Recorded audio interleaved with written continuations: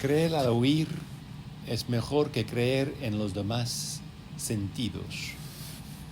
En el nombre del Padre, del Hijo y del Espíritu Santo. Amén. Pues estamos aquí en este domingo 20 después del Pentecostés y tenemos este evangelio hermoso que quiero pues investigar y reflexionar un poco más detenido. Después de que Jesús diera a los hombres de Sicar 2 días enteros, tras quedar impresionado por la mujer samaritana de Pozo, Jesús tenía que seguir su camino. Las cosas que Jesús había hecho en Judea, por ejemplo, trastornando a las mesas de los cambistas del templo y acobardando a los fariseos, y luego la noticia de cambiar el agua en vino en Caná de Galilea, eran ciertamente puntos que se estaba propagando como fuego salvaje. A pasar de Samaria a Galilea, en esta ocasión, muchos ojos se fijaron en él. Yendo de pueblo en pueblo, le dieron una bienvenida ruidosa. Finalmente llegó a la región montañosa, más allá de Esdrelón, y descansó en Caná, lugar en el que había estado tiempo atrás. Mientras Jesús permanecía en Caná, las noticias de él llegaban a las orillas del lago de Galilea, unas 30 millas al este. En el lago de Galilea, las autoridades oyeron hablar de él. Los gobernantes romanos formaban pues parte de la clase dominante del tiempo. Muchos de ellos vivían lujosamente, otros gobernaban con un puño de hierro, otros aún se mostraban condescendientemente benevolentes con sus súbditos. Tal hombre estaba en Capernaum. San Jerónimo vio la palabra usada para describir a este gobernante en el texto del Evangelio, basilescos. Y nadie parece capaz de decir qué significa este término griego. Sin duda, aunque era un hombre de fe, a pesar de que no había y no podía realmente formularlo, ya que su educación nativa no podía ayudarle con eso. Pero observaba a los judíos a su alrededor. Le había llamado la atención que poseyeran en práctica lo que a él le faltaba por completo, pero anhelaba, a pesar de los enfrentamientos que veía con los judíos, los veneraba en general. Estudió él los principios generales de la fe de esta raza. Oyó hablar de las andanzas de Jesús y de las grandes cosas que hacían. Le interesó. Deseaba ver a Jesús, pero no esperaba que fuera tan pronto. Tenía un hijo, un simple muchacho, que había puesto terriblemente enfermo y necesitaba atención inmediata. Los médicos no conseguían bajarle la fiebre. El padre del niño se fue a caballo con unos guardias a buscar a Jesús, pues llegó a Caná por la tarde. Encontró a Jesús sin problemas, fue cortés y tuvo una reversa digna al dirigirse a Jesús. No pretendía reclamar nada a Jesús. Se limitó a exponer su caso sin rodeos y dejó de que él decidiera. Su hijo se estaba muriendo y le dijeron que este hombre podía ser el Mesías. Se inclinó a creer lo que le decían. Jesús miró a este hombre y se alegró. No era judío, pero tampoco tenía engaño. Su razón y buena voluntad lo trajeron de lejos. Pues de reciente aventureros pescadores galileos, luego un fariseo aventurero, Nicodemo, luego una mujer hereje en el pozo de Samaria. Ahora este extranjero, pues, aventurero como los anteriores. Y como los anteriores, un pequeño paso de fe sería bienvenido. Como Jesús hizo con todos los otros de los últimos,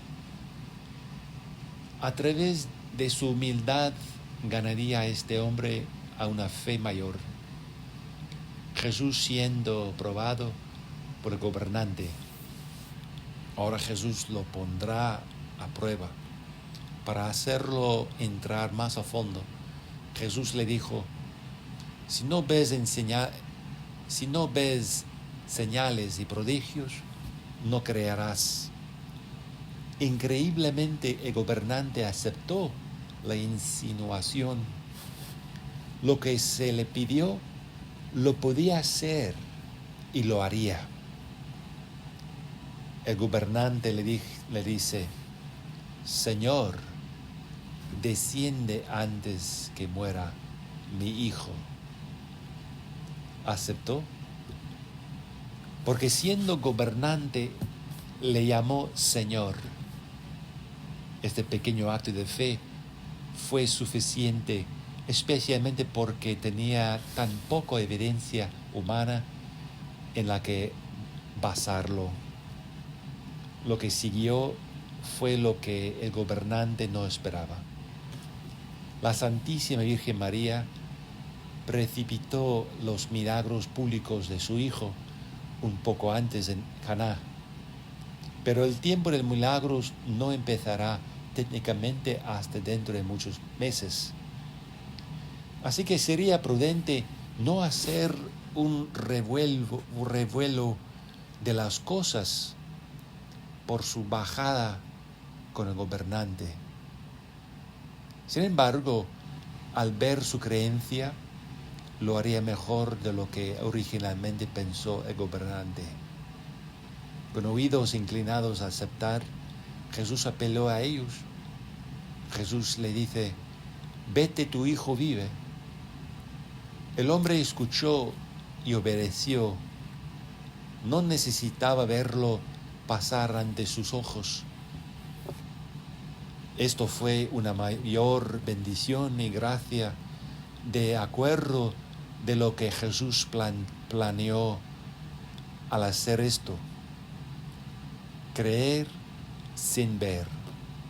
Lo repito, creer sin ver.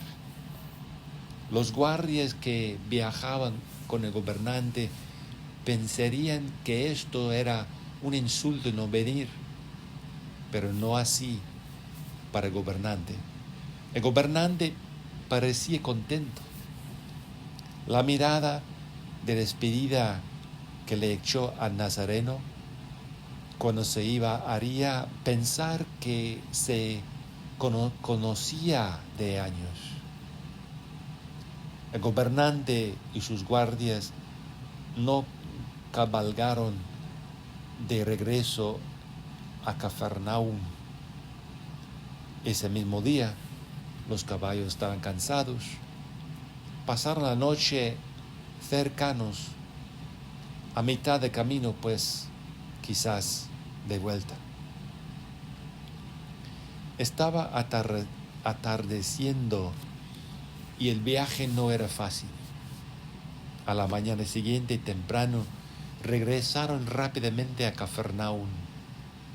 Mientras los mensajeros cabalgaban hacia él al acercarse a Cafarnaúm, el gobernante supo en su corazón cuáles eran las noticias y le dijeron al gobernante que su hijo estaba bien y vivo.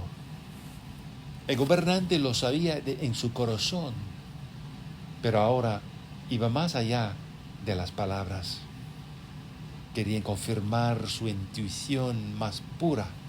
Les preguntó, pues, ¿a qué hora se había curado? La respuesta era fácil. Ayer por la tarde, cuando la fiebre está en su peor momento, le dejaron.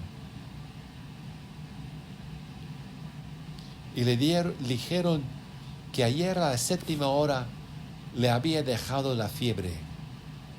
El gobernante se sentó tranquilo. Lo que pensó se lo guardó para sí mismo porque los hombres presentes no entenderían sus pensamientos. A la hora séptima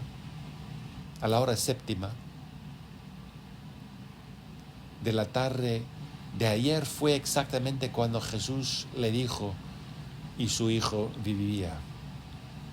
Los judíos se ocuparon de las calles felicitando a su simpático gobernante por el regreso de su hijo a la salud. Se abstuvo de hablar mucho hasta que entró en su casa y vio a su hijo. Se apresuró a contar a todos los de su casa lo que había ocurrido la noche anterior. También les explicó cómo había estudiado las creencias y la cultura judías y cómo todo ello le había llevado a este clímax, a esta milagrosa que todos nosotros estamos disfrutando ahora. Les contó cómo el Mesías que los judíos esperaban ha llegado.